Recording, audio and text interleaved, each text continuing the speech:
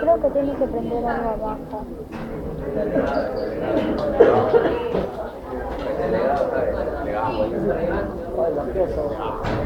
¿Cómo? Guaya. 13 08 29.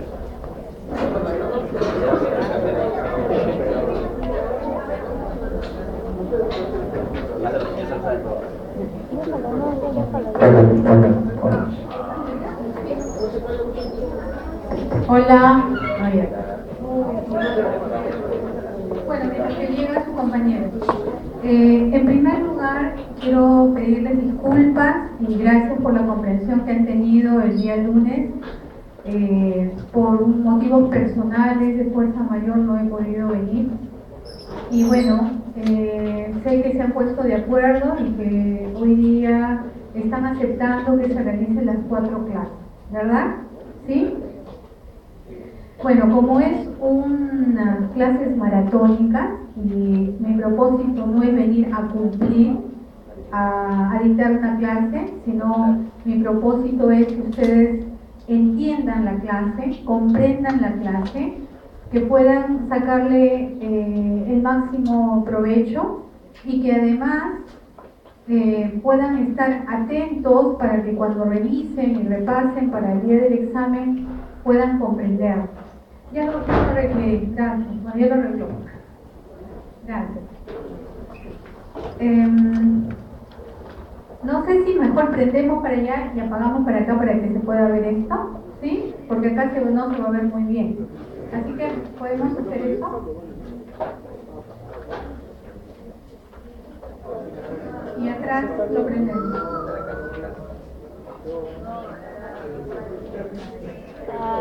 Luis tenía que ser.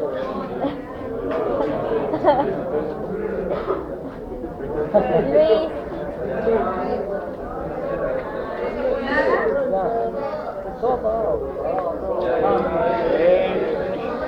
Ya, y ahí duermen bien. Ya, bueno, y que escucha, ya saben. Bueno, ustedes tienen que apuntar. ¿Cómo es? Ya, entonces pueden ver unita nada más. Una. ¿Qué?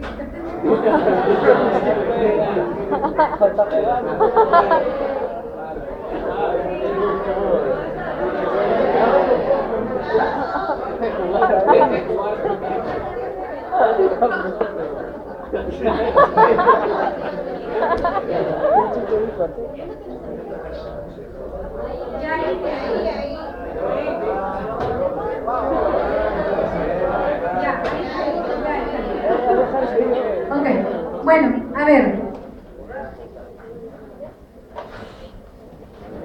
Permito solo audio, no video, así que por favor les invoco a que si tienen cámara de video o algo, lo apaguen, lo bajen, solamente audio, ¿ya? La primera clase es acerca de los síndromes de la válvula aórtica, que comprende 2, uno que es la estenosis aórtica y la segunda que es la insuficiencia aórtica. ¿Por qué es importante conocerlas? Porque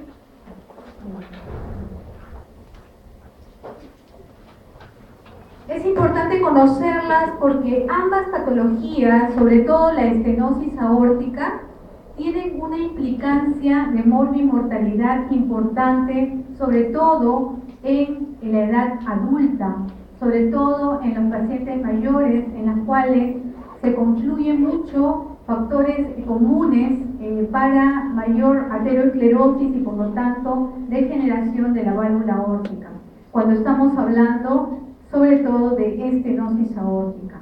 Entonces, como es una causa importante de morbimortalidad en personas mayores, es que es muy importante conocer su fisiopatología, conocer acerca de cómo es su comportamiento clínico para poderlo reconocer a tiempo. Nosotros vemos acá el gráfico de lo que es el corazón. ¿Por qué siempre me gusta mostrarlo como primera lámina? Porque nosotros tenemos que a través de esta figura tener que recordar algunas características básicas que ya nosotros deberíamos conocer desde anatomía, pero que nos va a marcar un poco el entendimiento de cómo es la mecánica hemodinámica de la circulación y del corazón. Entonces, ¿qué vemos acá? Nosotros vemos que tenemos, por ejemplo, la aurícula, la circulación en general. La sangre retorna a través de la vena cava superior, llegando a la aurícula derecha. De la aurícula derecha va a pasar a través de la válvula tricúspide al ventrículo derecho, y del ventrículo derecho va a salir a través de la válvula sigmoidea pulmonar hacia los pulmones por la arteria pulmonar.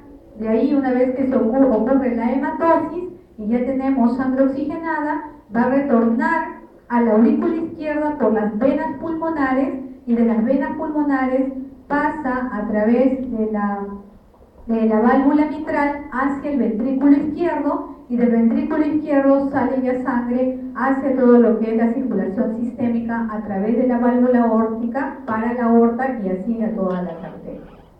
Entonces, qué importante en la circulación está el rol y la función que tienen las válvulas, sobre todo lo que nos compete en este caso, que es la válvula aórtica. La válvula aórtica tiene que estar cerrada cuando debe de estar cerrada, y tiene que estar abierta cuando tiene que estar abierta. ¿Qué significa esto? Que tiene que estar cerrada cuando yo tengo el llenado ventricular, porque con el llenado ventricular solamente debo de recoger o recibir sangre de la aurícula hacia los ventrículos, y en este caso de la aurícula izquierda al ventrículo izquierdo. Y tiene que estar abierta cuando ya ocurre la sístole ventricular, para que pueda justamente pasar el volumen sanguíneo del ventrículo hacia la aorta. Entonces, ¿qué ocurre cuando yo no tengo esta figura? Cuando yo por algún motivo, alguna enfermedad congénita, alguna enfermedad aterosclerótica, alguna enfermedad reumática, alguna enfermedad infecciosa, etcétera, hace que la válvula ya no se selle cuando tiene que estar cerrada, o que ya no provoque una apertura cuando debe de estar abierta. Entonces, voy a tener alteraciones de la dinámica circulatoria. Ya voy a tener alteraciones, voy a tener antiflujos, o voy a tener no un flujo laminar, sino va a ser un flujo turbulento por tratar de pasar estos defectos que ocurren a nivel de las válvulas. Entonces, otro concepto importante que también deben de conocer es que en la dinámica del ciclo cardíaco se maneja por diferencia de presiones. Es decir, que las válvulas no se abren solamente porque sí, porque ya es un circuito, digamos, espontáneo o automático que tiene que darse. No, tiene que haber diferenciales de presiones entre una cavidad que está antes y la otra que está después. En el caso de la válvula aórtica, tiene que haber una diferencial de presiones entre el ventrículo izquierdo y la aorta. Cuando hay esta diferencial de presiones, es que entonces ocurre este cierre o esta apertura de la válvula. Es decir, cuando nosotros generamos una gran presión en el ventrículo izquierdo, tanto es así que supera a la de la aorta, entonces va a ocurrir la apertura de la válvula aórtica. Y por el contrario, cuando nosotros tenemos que la válvula, la aorta, aumenta su presión y que está por encima del ventrículo izquierdo, entonces va a ocurrir el cierre de la válvula aórtica. Entonces, esta diferencial hace justamente que yo tenga la funcionalidad de la válvula aórtica indemne, correcta, y que por lo tanto no haya ningún trastorno ni repercusión hemodinámica. Entonces, ¿qué vemos acá?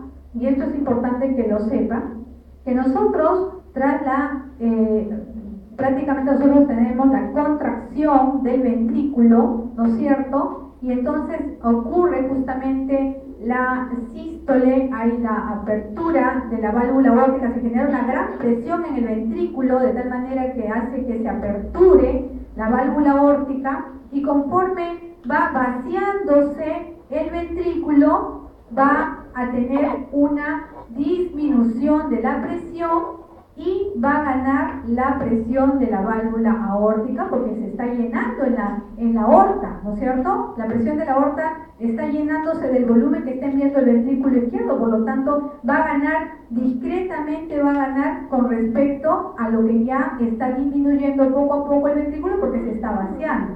Entonces, esto hace, estas diferencias hace que se cierre la válvula aórtica, y lógicamente ya ocurre lo que sabemos, la relajación del ventrículo, ¿no es cierto?, para prepararse para el llenado ventricular, con sus tres fases, ¿no es cierto?, llenado rápido, el llenado lento, la contracción auricular, y esto para generar posteriormente otra vez una contracción isovolumétrica del ventrículo, generar más presión, luego ganarle inicialmente a la aorta, pero luego conforme ya ocurre la sístole ventricular y conforme ya ha ocurrido la apertura de la válvula aórtica, ¿no es cierto?, se comienza a vaciar todo el contenido del ventrículo izquierdo, eso hace que gane la presión en la aorta, lo que hace que ocurra el cierre de la válvula aórtica. Entonces, prácticamente este ciclo se repite, y yo quiero que recuerden este gráfico,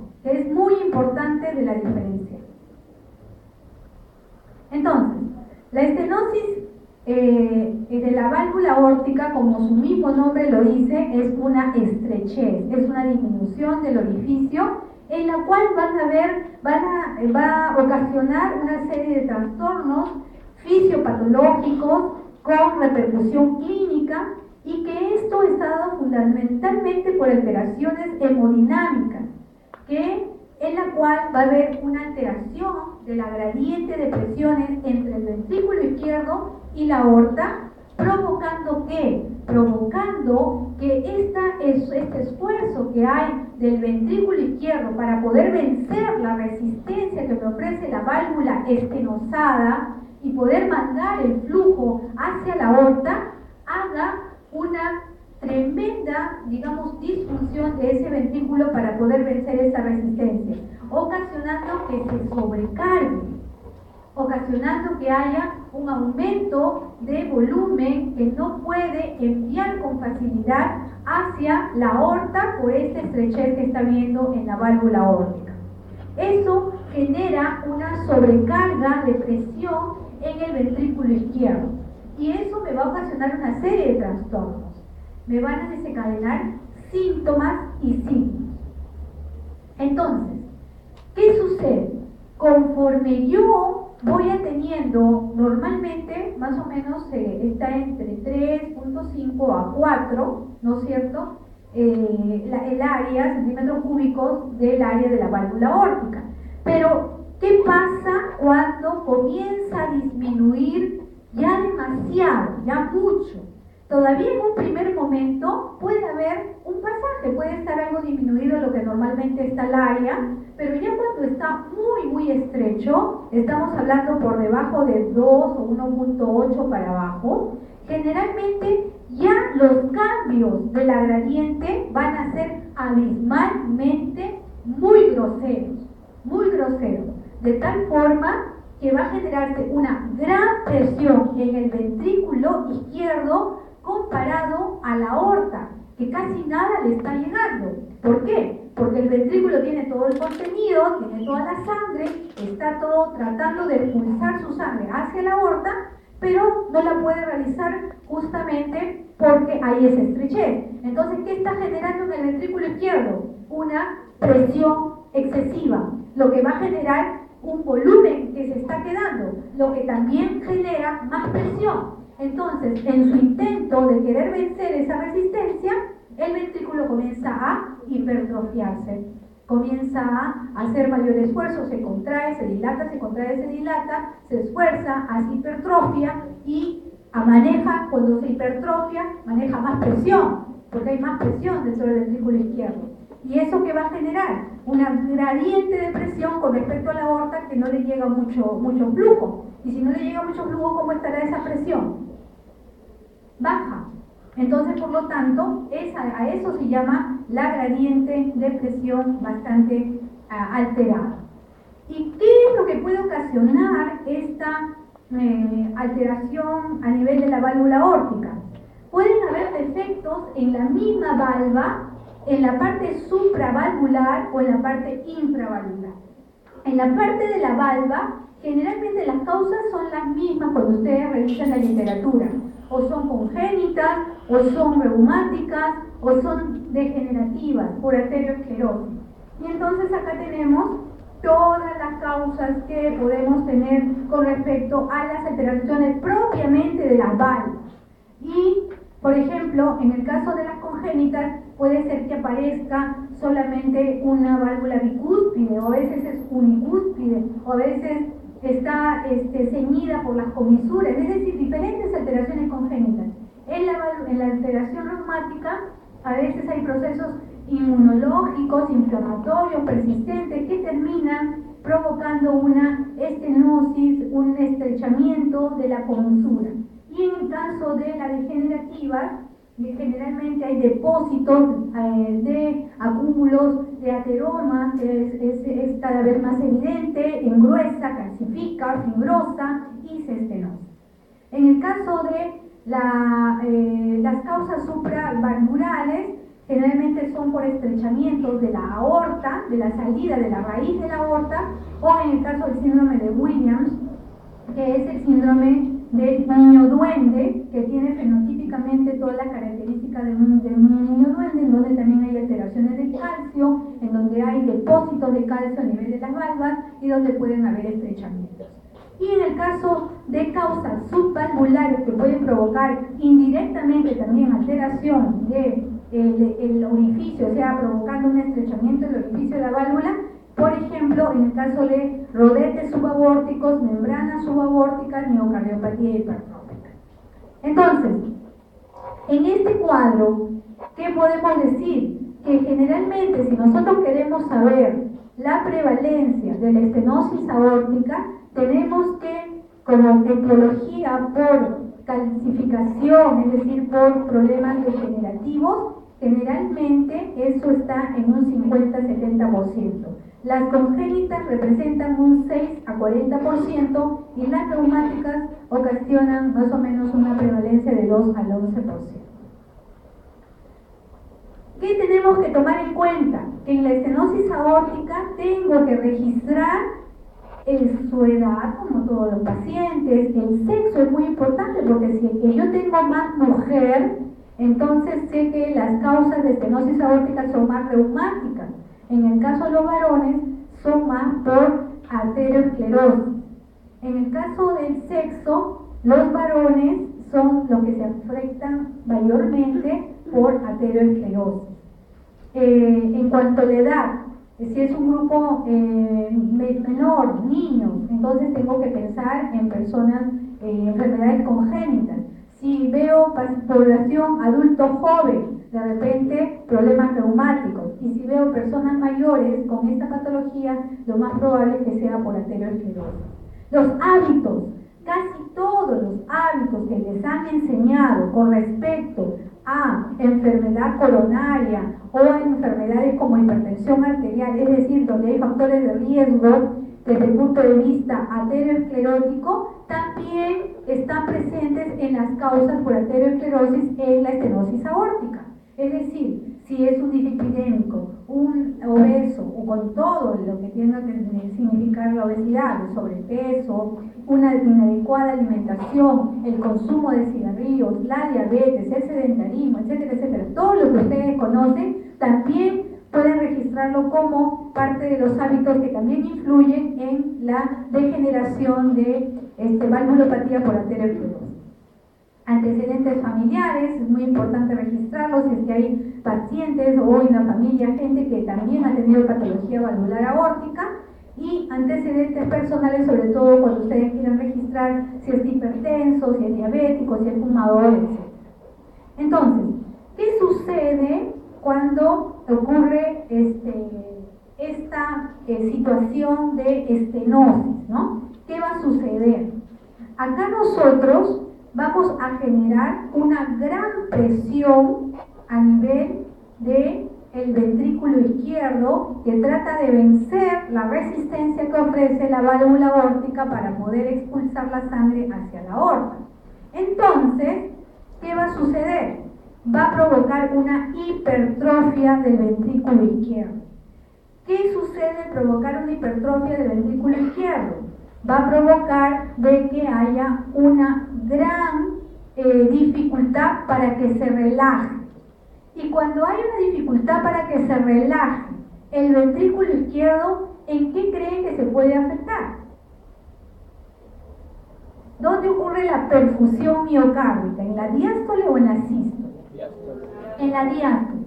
Pero si ese músculo está hipertrofiado y está queriendo pues lanzar el volumen, hipertrofiándose y casi siempre contrayéndose, ¿va a poderse relajar? No. Y si no se puede relajar y no va a tener una buena diástole, entonces la perfusión a nivel del miocardio también va a estar alterado. Entonces, por lo tanto, es un músculo estresado, es un músculo que no está llegando a adecuada perfusión coronaria. Pero no por un problema de arteriosclerosis coronaria, ojo, sino por un tema netamente mecánico, porque tiene menos tiempo de relajación, porque tiene menos tiempo diastólico. ¿Está bien? ¿Está claro? ¿Sí? Entonces, como tiene menos tiempo diastólico, menos tiempo que perfunde las coronarias del músculo miocárdico para poderse ejecutar como tal. Entonces, cuando estamos hablando de una estenosis aórtica severa, cuando tenemos un área menor a 0.75 centímetros cúbicos con una gradiente mayor de 50. Cuando hablo de gradiente ya saben que es de la presión entre el ventrículo izquierdo y la aorta, que se va a hacer muy grosera cuando acá estoy con todo el volumen que quiero enviar y encima estoy hipertrofiado, pero por el otro lado a la aorta no le está llegando casi nada porque el agujero es tan chiquito que con la respuesta le llega poco volumen. ¿Estamos? Y una causa importante vimos que era la aterosclerótica, por lo tanto la fisiopatología la tienen que conocer. Generalmente a nivel de la valva, del lado de la membrana basal, pero del lado aórtico, no del lado del ventrículo, sino del lado de la aorta, ocurre justamente estas disfunciones endoteliales con depósito de los lípidos, con depósito, con presencia de macrófagos, quienes comienzan a deglutir a los lípidos y estos presentan a los linfocitos y hay una serie de migración de células a esta zona, provocando desplazamiento de la lámina elástica, proceso inflamatorio, proceso de fibrosis, mineralización a nivel de esta zona, provocando luego mayor rigidez de esa válvula. Y acá hay una diferencia con respecto a cómo afecta a nivel de una estenosis aórtica y cómo afecta a nivel de un problema netamente vascular, por arteriosclerosis vascular. ¿Será lo mismo? Está bien, vemos que sí hay calcificación, que sí hay fibrosis, que sí hay proceso inflamatorio, sí. Pero una diferencia entre lo que es la parte de la válvula. ¿Estás grabando? Allá, ¿no? ¿Esa no? Ah, ya, ok. Esta diferencia que estamos viendo es importante que ustedes la conozcan, porque si bien es cierto, en la valvulopatía aórtica, en estenosis aórtica, estamos diciendo que hay un problema de que hay también los mismos factores de riesgo de aterosclerosis, pero sin embargo hay una diferencia que tienen que conocer. En la válvula hay injuria mecánica, va a haber los nódulos, la mineralización, la calcificación, ¿no es cierto?, a nivel de la válvula, pero en el caso de las arterias ocurre lo que nosotros le llamamos la estría grasa, y esa estría grasa no forma parte de la fisiopatología de la estenosis aórtica en una válvula aórtica. ¿Estamos? Acá sí, en los vasos en generales hay disfunción del endotelio, efectivamente, pero acá hay presencia de estría grasa, hay presencia de células espumosas, y otra gran diferencia, que esta en una arteria cualquiera se puede romper, justamente puede haber una disrupción de esta placa y puede trombosarse, lo cual no ocurre en una válvula aórtica.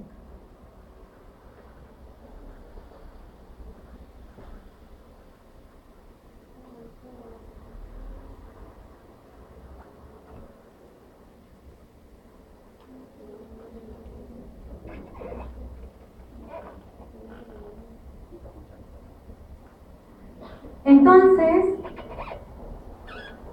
es importante que ustedes sepan que conforme la válvula se va lesionando en el tiempo, con todos los factores de riesgo que no lo modifican, a pesar de que pueden ser modificables, la dieta, la alimentación, el peso, ¿cómo se llama?, la hipertensión, el cigarrillo, etcétera, etcétera, etcétera, y no se van tomando ningún tipo de estrategias en el camino, va a pasar de válvula en la cual estaba toda muy bien, pero con muchos factores de riesgo, a una zona en la cual va a haber esclerosis aórtica, ya en donde ya hay inflamación, infiltración linfoidea, hay miofibroblastos que están presentes, hasta ya llegar un momento en donde hay una progresión tremenda con una estenosis franca y una obstrucción importante de las válvulas. Y acá ya hay prácticamente calcificación. Entonces, ¿qué sucede? Que conforme pasan los años, ya nosotros vemos que ha pasado bastante tiempo en la cual los pacientes puedan haber estado en una etapa de modificación de todos sus riesgos, lo cual no se hace y ya el cambio es irreversible. Entonces, inflamación, fibrosis, calcificación, y vemos la válvula cómo se queda. Y nosotros vemos que, por ejemplo, acá hay una estenosis, y miren, no sé si ven en el primer recuadro, es una válvula normal, ¿sí? Una válvula normal, pero ¿qué ocurre cuando hay una obstrucción? Cuando hay una obstrucción no hay una apertura como acá, una apertura entre el ventrículo izquierdo y la aorta. Entonces, sonográficamente, ecocardiográficamente, ustedes también lo que van a notar es que va a haber como un flujo turbulento que trata de pasar por esa zona estrecha que la válvula está estenosada. Y esta situación de flujo que no puede pasar, ya no es un flujo laminar, es un flujo turbulento, ¿qué creen que puede ocasionar? Un soplo. Y esa es una de las características importantes de las válvulopatías. Se puede ver la válvula calcificada y vemos que dentro de lo que es la historia natural de la evolución de una estenosis aórtica, que vimos que es bien larga hasta que ocurra ya la situación de obstrucción, vemos que normalmente a través del tiempo no va a haber ningún síntoma, va a estar casi tranquilo, pero ya cuando hay sobrecarga el ventrículo izquierdo, ya van a haber síntomas que van a comenzar a aparecer. ¿Y qué sucede? Comienzan a aparecer síntomas como, por ejemplo, la disnea, el dolor y el síncope. Y vemos que cuando ocurre esto, prácticamente ya los cambios han sido completamente severos e irreversibles. Es decir, ya hay aumento de la presión a nivel del ventrículo izquierdo con cambios estructurales, con hipertrofia ventricular. Es decir, que si está hipertrofiado el ventrículo izquierdo, que la aurícula izquierda, para que vacíe al ventrículo izquierdo, ¿va a hacer más esfuerzo o menos esfuerzo? más esfuerzo porque está encontrando un ventrículo hipertrofiado, con resistencia, con aumento de presión. Entonces la aurícula izquierda va a comenzar a manejar volúmenes y presiones incrementadas para poder vencer al ventrículo izquierdo. Y entonces, ¿qué va a pasar con la vena pulmonar que quiere vaciar a la aurícula izquierda? También va a hacer esfuerzo para poder vaciar hacia la aurícula izquierda, porque está manejando presiones incrementadas a consecuencia de que no puede vaciar hacia el ventrículo izquierdo. Entonces, ¿qué va a suceder a nivel del capilar de la vena pulmonar? Va a manejar presiones incrementadas en los capilares. Y cuando aumenta la presión a nivel de los capilares, ¿qué va a provocar? Va a provocar que salga líquido al intersticio. ¿Y qué intersticio estará por ahí por el pulmón? Los alveolos. Entonces va a comenzar a trasudar, va a comenzar a llenarse los alveolitos con líquido, producto del aumento de la presión de las venas capilares, producto del problema que está ocasionando a nivel del aumento de las presiones a nivel de la aurícula izquierda, la cual también es consecuencia de que no puede vaciar a nivel del ventrículo izquierdo. ¿Me siguen? ¿Sí? ¿O yo solita me estoy siguiendo? ¿Sí? ¿Me siguen? Ok. Entonces, por lo tanto, para que haya eso, ya pasó cambios funcionales, pasó cambios hemodinámicos y pasó cambios estructurales. Entonces, por lo tanto, ya cuando el paciente viene con síntomas, ya es demasiado tarde. Ya es demasiado tarde. ¿Por qué? Porque ya hay toda esa serie de consecuencias que hemos visto y por lo tanto 75% de pacientes fallece a 3 años de comenzados los síntomas. Por lo tanto, es importante actuar en los factores de riesgo y es importante actuar apenas haya cualquier manifestación de sintomatología y no esperar que comience a aparecer una u otra. Entonces, decimos que en la historia natural, que conforme pasan los años, vamos a tener que los síntomas ocurren cuando ya hay una establecida estenosis aórtica con cambios estructurales. Y vemos acá que definitivamente vamos a tener la sobrevida cae dramáticamente cuando tenemos una calcificación moderada a severa de la válvula aórtica. Por lo tanto, la idea es actuar oportunamente. Y miren acá, esto es para que vean ustedes el comportamiento de la sintomatología. Tenemos de que lo primero y el más grave síntoma que puede causar la muerte viene a ser cuando hay disnea. También cuando hay síncope y también cuando hay angina, pero de los tres, el más peligroso, digamos, el que ya me dice que puede haber riesgo de muerte, es cuando hay disnea. Porque cuando hay disnea es porque hay insuficiencia cardíaca izquierda, que es lo que le acabo de decir, cuando hay aumento de la presión de las venas, de los capilares de las venas pulmonares. Entonces, es asintomática durante muchos años, es sintomática ya cuando está en etapas tardías, es progresiva y lenta, puede provocar muerte súbita y la progresión de la estenosis va a variar con la amplitud y lógicamente puede ser mucho más rápida si se juntan muchos factores de riesgo aterosclerótico. Ahora, en esto es para explicarles qué ocurre exactamente con respecto a la fisiopatología y la aparición de los síntomas. Cuando hay obstrucción del flujo de la salida del ventrículo izquierdo porque hay una válvula estenosada, van a haber varios fenómenos. Uno de ellos, de que voy a aumentar la presión del ventrículo izquierdo para provocar justamente, para poder vaciar hacia la aorta, provocando una hipertrofia del ventrículo izquierdo, y al momento que hay hipertrofia del ventrículo izquierdo ya estoy provocando disfunción del ventrículo izquierdo, por lo tanto, retrógradamente, aumentando presiones, aumentando volúmenes, aumento en la presión de la vena capilar, de los capilares de la vena pulmonar. ¿Qué pasa por otro lado? voy a tener aumento del tiempo de eyección del ventrículo izquierdo, lo que me va a ocasionar disminución del tiempo de la diástole. Esto va a hacer que haya disminución de oxígeno en el miocardio, lo que estábamos comentando. Menor tiempo diastólico, menor perfusión a nivel del miocardio, menor oxigenación. Por lo tanto, el paciente que va a comenzar a presentar dolor torácico. ¿Qué va a presentar acá? Disnea. ¿Qué va a presentar acá? Dolor torácico. Y este aumento del consumo de oxígeno por el miocardio puede provocar, por una cuestión mecánica, simplemente por el tiempo y por el aumento del consumo de oxígeno, isquemia, pero no porque haya una enfermedad arteriosclerótica de la arteria coronaria, sino por un tema netamente hemodinámico y mecánico.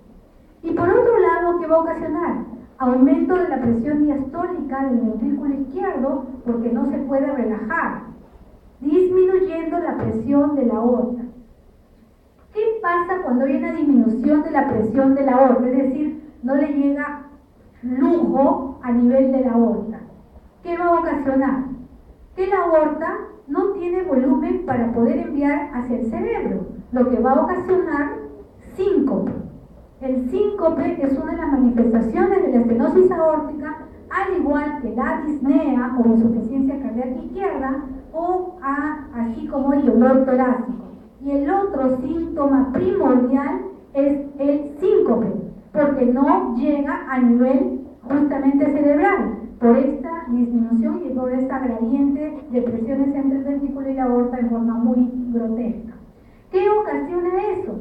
Que el paciente está caminando, está haciendo sus actividades o incluso en reposo y pierde bruscamente el conocimiento, pero esto es reversible, dura poquísimos segundos, no tiene ninguna secuela luego que se despierta, pero que ya me está hablando de que hay una hipoperfusión cerebral. Y otra cosa importante, ¿cómo creen que deben estar los pulsos en este paciente si no llega sangre a nivel sistémico? Los pulsos son pequeñitos, es decir, poco amplios. A eso se le llama parvus y de ascenso lento, o sea, tardus. Los pulsos son parvus y son tardus. Entonces, ¿qué cosa va a haber con mi paciente? Dolor torácico en un 38.4%, va a haber síncope, pero también equivalentes como por ejemplo mareos, presíncope, convulsiones, muerte súbita por hipoperfusión cerebral, va a haber disnea por insuficiencia ventricular izquierda y la presencia de un soplo, como les he explicado, por la generación de la turbulencia de todo ese flujo que quiere entrar por un agujero pequeño. El síncope puede ser ortostático y de esfuerzo, pero se produce por hipoperfusión cerebral y aparece cuando hay vasodilatación periférica con flujo sistólico fijo o disminuido. Hay que diferenciar el síncope del presíncope. En el caso del presíncope es lo mismo que el síncope menos la pérdida súbita, menos la pérdida de conocimiento. ¿Cuáles son los tres criterios para decir que es síncope? 1. Pérdida súbita del conocimiento. 2. Con pérdida del tono postural. Y 3. Que sea reversible. Reversible que dure pocos segundos. En cambio, en el presíncope hay los dos últimos, más no hay la pérdida del conocimiento. La disnea, ya cuando ya un paciente con estenosis aórtica, es decir, que yo ya sé que porque le oculté y encontré un soplo y ese foco aórtico, y ¿en qué momento será este soplo? ¿En la sístole o en la diástole? ¿Por qué? Porque justamente en ese momento, cuando el ventrículo izquierdo quiere mandar la sangre hacia la aorta, es cuando nos vamos a dar cuenta del defecto. Porque justamente en la sístole es donde va a haber el tema de que no va a poder pasar por este agujero y se va a ocurrir la turbulencia, el flujo turbulento. Por eso es el que genera el soplo. Entonces el soplo de estenosis aórtica es sistólico. Y lógicamente que cuando yo encuentre en un paciente con un soplo sistólico, un foco aórtico, y pienso que es estenosis aórtica, y el paciente me dice que le falta el aire, entonces ya sé que es de mal pronóstico, que probablemente ya tiene síntomas de insuficiencia cardíaca izquierda, que generalmente me dice que ya está avanzada la enfermedad y que probablemente tiene riesgo de poca sobrevida. y esto ocurre por la disminución de la distensibilidad y deterioro de la capacidad contráctil del miocardio.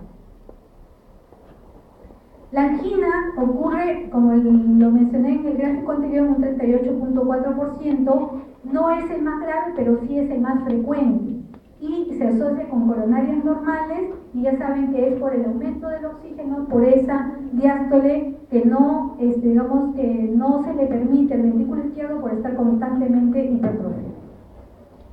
El pulso es pequeño, es lento, es parvus, es tardus, generalmente se acompaña de un realce precoz que le llaman anacrotismo, y la presión suele ser baja. Miren cómo está la gradiente. ¿Se acuerdan del gráfico que yo les había mencionado? ¿Se acuerdan? Que les dije, miren cómo está, esto no estaba por acá. ¿Se acuerdan? Esta es la contracción del ventrículo, ¿ya? Y la aorta estaba por acá. Conforme va vaciando el ventrículo, la presión de la aorta va llenándose, ¿no es cierto? Pero ¿qué sucede acá? Miren cómo está la presión de la aorta. Baja. ¿Baja por qué? Porque no le llega, porque está estrenosado la válvula aórtica. Entonces, ¿y qué encontraré en la palpación? El latido va a ser muy activo y va a estar desplazado lateralmente porque hay hipertrofia ventricular. También puede haber un doble impulso apical, que es importante saber generalmente porque hace un esfuerzo la aurícula para poder vencer hacia el ventrículo hipertrofiado, y ese esfuerzo que hace la aurícula también me hace hacer que haya como un impulso apical, pero producto por la contracción auricular. Y lógicamente la primera es por la sístole auricular y la segunda es por la sístole ventricular. La auscultación, el primer ruido va a ser normal, va a haber un clic de apertura protosistólico. El segundo ruido va a estar prácticamente abolido porque va a estar como que continuado por el soplo sistólico. Puede haber un desdoblamiento paradójico del segundo ruido y puede aparecer un cuarto ruido cardíaco, ¿no? El cuarto ruido cardíaco, ¿qué cosa es? La sístole auricular, ¿no es cierto? Entonces, ¿cuándo ocurre esto? Cuando hay un gran esfuerzo sobre el vaciamiento de la aurícula hacia el ventrículo. ¿Y qué características tiene este soplo? Es un soplo mesosistólico, es entre el primero y segundo ruido, por eso es mesosistólico. Comienza después del primer ruido, se acompaña al inicio de un clic de apertura. Su irradiación generalmente es hacia el cuello y puede también irradiarse hacia la región mitral y la región carotidia. Es eyectivo, de baja frecuencia, rudo, áspero, y puede presentar el fenómeno de Gallabardín, en la cual, siendo un problema aórtico, puedo auscultarlo también en el área mitral. Pero tiene que ser todas las características del aórtico, es decir, rudo, eyectivo, y también que se vaya hacia el cuello. Entonces estamos hablando que esa patología definitivamente es aórtica. Y a ver si escuchan este soplo.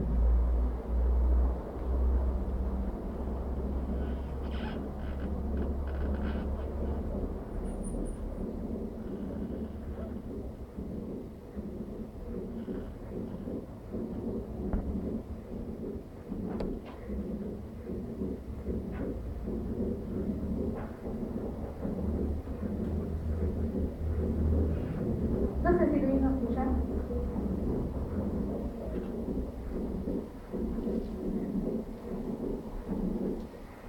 Es rudo, es áspero, entonces ustedes no duden en diagnosticar cuando escuchen este soplo y lo escuchan en la válvula aórtica, que están frente a un paciente con estenosis aórtica. En la insuficiencia aórtica también ustedes recuerden algo, y de repente con este gráfico vamos a poder resumir lo que es la insuficiencia aórtica. ¿Qué ocurre cuando yo quiero justamente mandar el volumen del ventrículo izquierdo hacia la aorta? Que tiene que estar prácticamente abierta la válvula aórtica, ¿no es cierto? Entonces, ahí si la válvula no es incompetente, no pasa nada, está bien, sale el flujo y está. ¿Cuándo nos vamos a dar cuenta que sí esa válvula está insuficiente, incompetente y no cierra bien. ¿Cuándo creen que me voy a dar cuenta de este defecto? ¿En la sístole me voy a dar cuenta? No, ¿por qué? Porque me conviene que esté abierta. Me conviene que esté abierta y lanza su volumen hacia la aorta. Pero ¿cuándo me conviene que esté cerrada? Cuando hay diástole. ¿Por qué? Porque en la diástole yo solo tengo que recibir volumen de la aurícula al ventrículo. Oye, por acá. De la aurícula al ventrículo izquierdo. Pero ¿qué sucede si esa válvula aórtica es insuficiente? Es decir, yo en vez de recibir solo de la aurícula hacia el ventrículo, también está regresando sangre de la aorta hacia el ventrículo. Entonces estoy manejando dos volúmenes en la diástole ventricular. Estoy manejando el volumen que normalmente tengo que tener del llenado ventricular y sangre que está retornando de la aorta hacia el ventrículo izquierdo. Entonces, ¿qué sucede? Lógicamente, el ventrículo izquierdo, bien generoso, dice, bueno, ya hay para las dos, ¿no? Pero, ¿qué sucede? Comienza a recepcionar volumen 1 y volumen 2 y luego lo impulsa. Pero, otra vez regresa. Lo vuelve a impulsar. Lo vuelve a recepcionarlo y lo vuelve a impulsar. Pero ya no, va a llegar un momento en donde, claro, en su intento puede un poquito hipertrofiarse, pero no es tanto lo que se va a hipertrofiar. ¿Por qué? Porque le sigue llegando volumen. Más bien, ¿qué va a hacer? Que venza fácilmente, rápidamente, la ley de Frankenstein.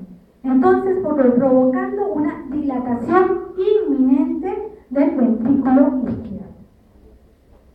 Y esta generación de volúmenes B1 más B2, ¿qué va a generar en un continente que ya no puede, ya no tiene más capacidad?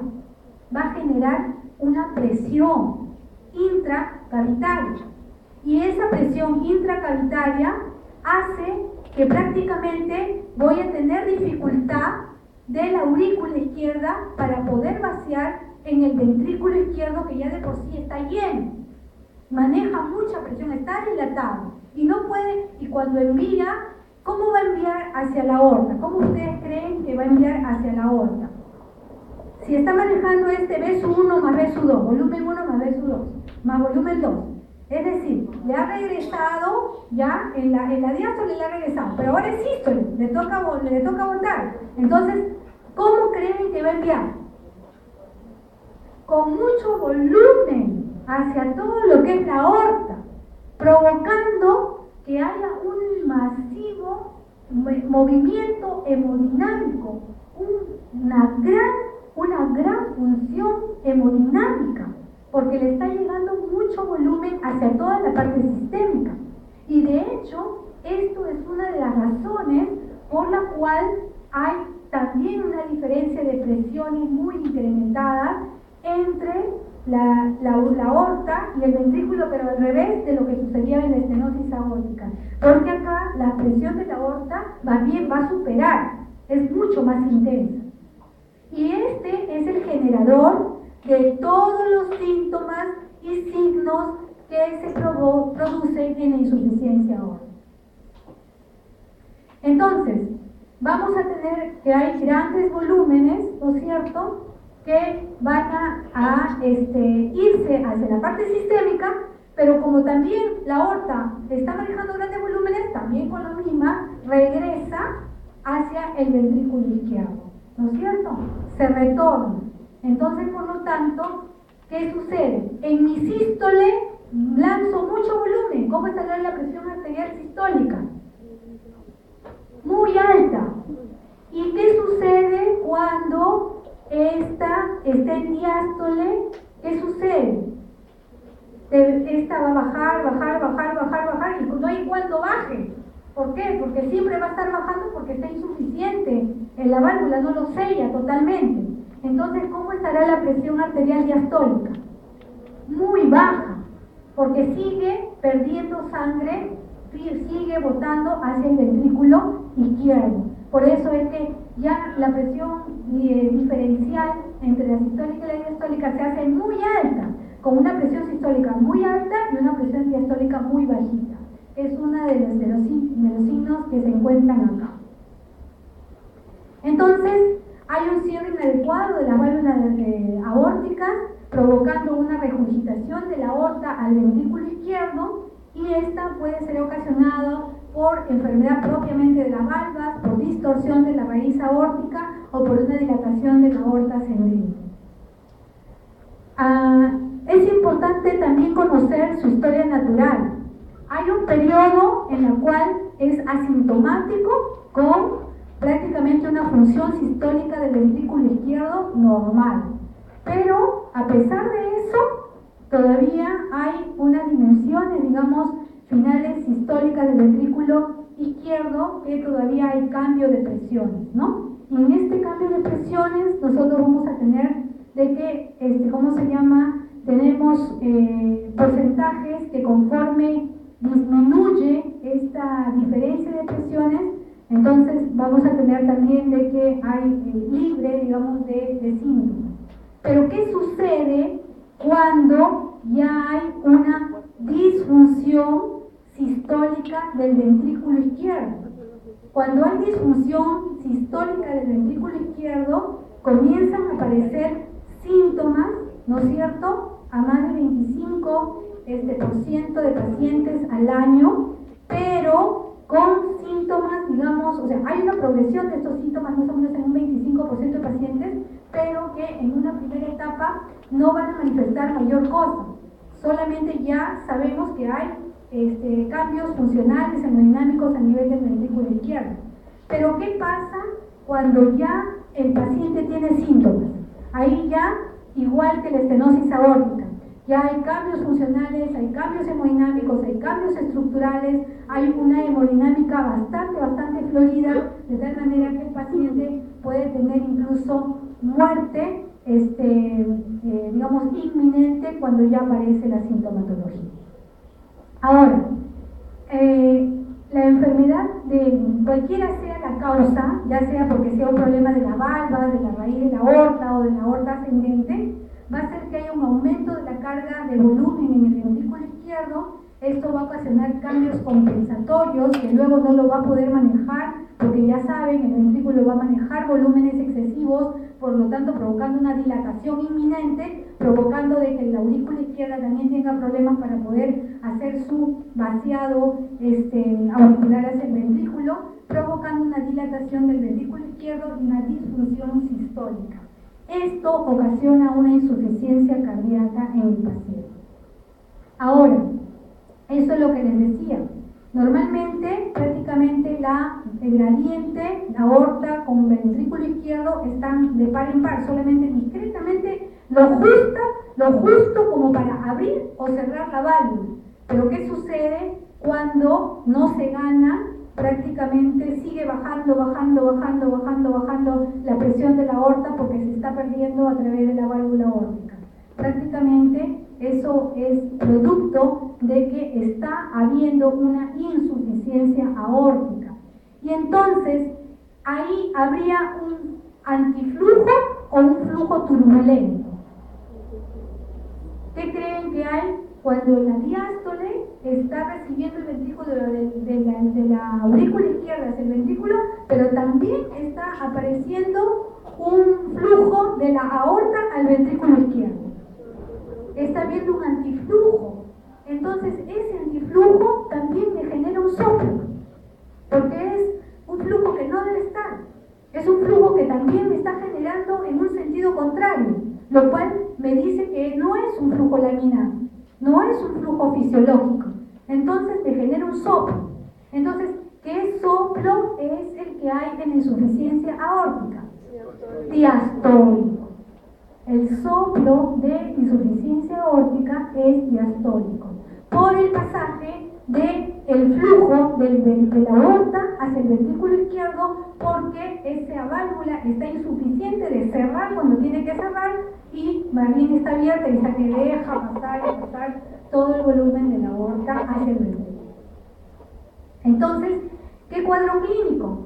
Lógicamente, si estamos hablando que ese ventrículo izquierdo está sobrecargado de volumen y que la aurícula izquierda tiene que hacer esfuerzo para poder vaciar y por lo tanto retrogradamente también está habiendo cambio de presiones y de volúmenes en las venas pulmonares, en los capilares pulmonares, entonces va a haber también congestión pulmonar y también va a haber insuficiencia cardíaca. Entonces, ¿cómo se va a demostrar una insuficiencia cardíaca izquierda?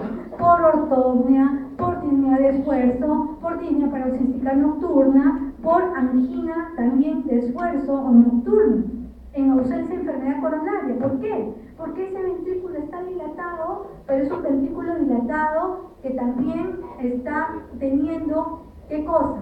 Está teniendo disminución de volumen de la aorta hacia el ventrículo. Y no se necesita que la aorta esté con un volumen adecuado para poder perfundir por las arterias coronarias hacia el ventrículo. Sí se necesita. Y si ese volumen de la aorta está que cae, ¿qué puede mandar hacia las arterias coronarias? Manda poco. Entonces, por lo tanto, el paciente también tiene dolor torácico o angina de pecho. En la inspección, el latido va a ser vigoroso y amplio, incluso es lo que les conocen como el choque de cúpula de Barr. La punta se encuentra descendida y desplazada, lógicamente, si hay un crecimiento del ventrículo con tanto volumen, va a estar completamente crecida. El pulso aparece bruscamente y es potente, pero desaparece también con brusquedad. El pulso en martillo también es llamado el pulso de Corrigan, porque es un pulso muy, pero muy potente, que incluso te levanta la mano. La pulsación, como hay un estado hiperhemodinámico donde está mandando gran volumen hacia la parte sistémica, entonces todo se va a mover. Tú le abres la boca y la úvula se mueve, signo de Muller. La amígdala, se comienza a pulsar la amígdala, signo de Bouchard. La lengua comienza a pulsar, signo de Minervini. Diferenciación de presión alta por lo mismo. Con este aumento de flujo, pareciera que bailara la arteria carotidia, danza arterial. El paciente comienza a tener movimientos por el gran volumen, signo de Muset. Paciente tiene el pulso muy amplio y de aceleración rápida, pulso magnus Ciseli, y hay presencia de soplo. ¿Cómo es este soplo? Es un soplo diastólico decreciente, es decir, que un primer momento fuerte, protodiastólico y increciendo o decreciendo. A más grave, menos intensidad del soplo. Miren, qué interesante. A más grave, cualquiera diría, a más grave el soplo es más intenso, pero no. En este caso, a más grave el soplo es menos, digamos, de menos intensidad. Y puede desaparecer incluso cuando se instala la insuficiencia cardíaca. El tono es alto y romboidal, a diferencia del aórtico estenosis, que era rudo, áspero. Este es de tono alto y romboidal. Entonces, es un soplo diastólico que está entre el segundo y el primer ruido cardíaco y que definitivamente es decreciendo. Primera parte mucho más intensa y luego decreciendo. Puede haber en algunos casos, no es lo común, pero puede haber en algunos casos un soplo sistólico aórtico funcional. Pero para efectos de lo que yo quiero que fijen es que el soplo es diastólico, diastólico, decreciendo. ¿Ok? Ahora vamos a hacer la segunda parte y de ahí descansamos. ¿Ya? Descansamos, vamos a hacer unos 5 minutos para volver a... Vamos a hacer ahora los síndromes pericárdicos.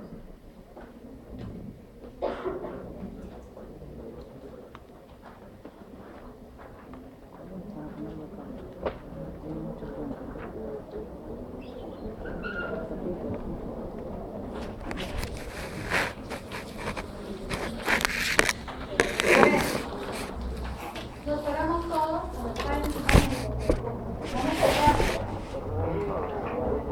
¿En serio vamos a ir para? Párense, por favor, párense.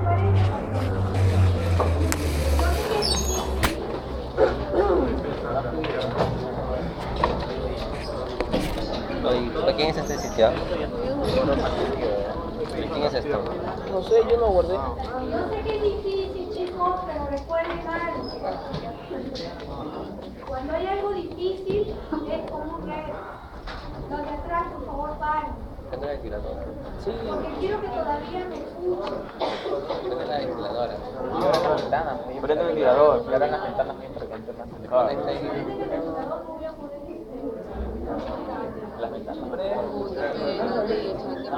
después del pericárdico, ya todos celular, nos seguro. vamos a respirar un rato y luego venimos, ¿ya? Pero quiero al menos que estén sus pies, que se levanten, se despierten, para poder seguir. Cerrar la ventana. Listo, ya comenzamos.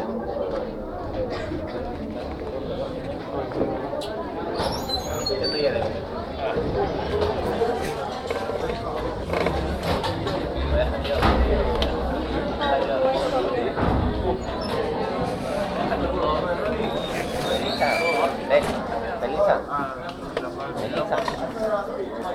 ¿Ves?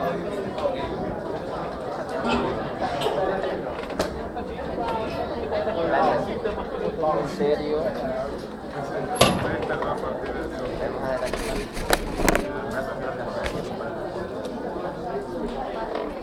A ver, ahora vamos a tocar un tema yo creo que este tema todos son interesantes, pero este tema me encanta mucho. ¿Por qué? Porque en la práctica clínica, cuando nosotros estamos atendiendo a los pacientes, siempre los síndromes pericárdicos son un reto. Son un reto porque, si bien es cierto, los semiólogos antiguos tenían las cosas muy floridas porque la gente iba en avanzada situación, ya muy avanzado el cuadro clínico, aparecían signos que están descritos y que a veces nosotros ya ni los vemos, ¿no? Pero es un reto siempre.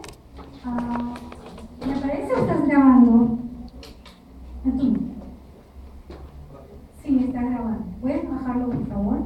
A ver, estamos hablando que entre personas mayores, adultas, comprenden. Les he dicho que no quiero que se grabe el video. Entonces no es sacar la vuelta a no me mira, entonces lo hago, ¿no?